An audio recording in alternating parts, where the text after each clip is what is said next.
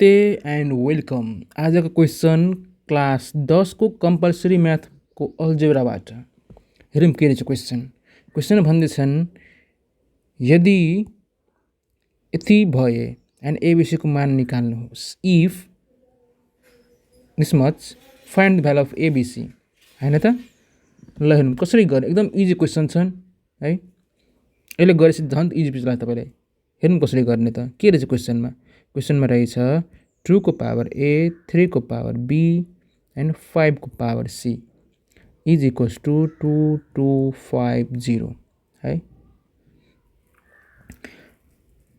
के गर्ने भन्दाखेरि हामीले यसको चाहिँ फ्याक्टर निकाल्ने है। कसरी निकाल्ने हामी निकाल्दै आएको हो यो कुरा।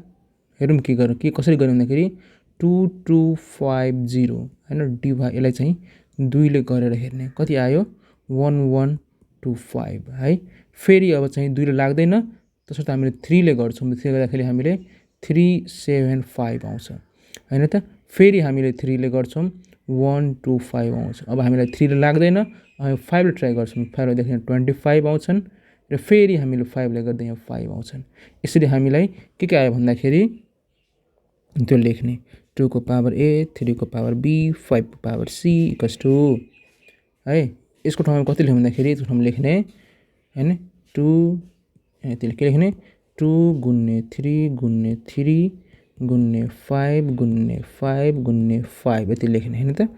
अब यसलाई के गर्नु भन्दाखेरि 2 को पावर a, 3 को पावर b, 5 को पावर c इक्वल्स टु 2 को पावर 1 गुन्ने 3 को पावर 2 गुन्ने 5 को पावर c 5 को पावर 3 हैन त। सो अब हामीले के भन्छौँ, के गर्ने भन्दाखेरि दुवैतिर कम्पेयर गर्ने हैन। कम्पेयर गर्न सक्नुहुन्छ हेर्नुहुन्छ हैन। यहाँ पनि 2 को पावर a छ, यहाँ चाहिँ 2 को पावर के छ 1 छ हैन। यहाँ चाहिँ 3 को पावर b छ, यहाँ चाहिँ 3 को पावर 2 रहेछ। यहाँ चाहिँ 5 पावर c छ, यहाँ चाहिँ 5 पावर 3 रहेछ है। सो हामी के गर्नु भन्दाखेरि अब लेख्ने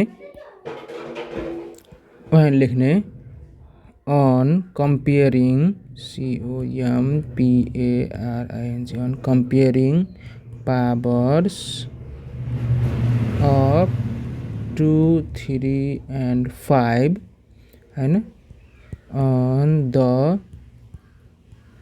both side of equation हैन। दुवैतिर हामीले पावर कम्पेयर गर्छौँ। we get हामीले के पाउँछौँ भन्दाखेरि हैन a इक्वल्स टु के छ 1 छ 3 ओके हैन। a इक्वल्स टु 1 छन्, b इक्वल्स टु 2 छन् हैन त। र त्यसै गरी c इक्वल्स टु कति छन् 3 छ। यो नै हाम्रो के भयो त आन्सर भयो है। आशा गर्दछु पक्कै पनि बुझ्नु होला हैन, बुझ्नु भएको हुनुपर्छ। यदि बुझ्नु भएको छैन भने हाम्रो कमेन्ट बक्स तपाईको कै लागि खुला रहेछ। धन्यवाद।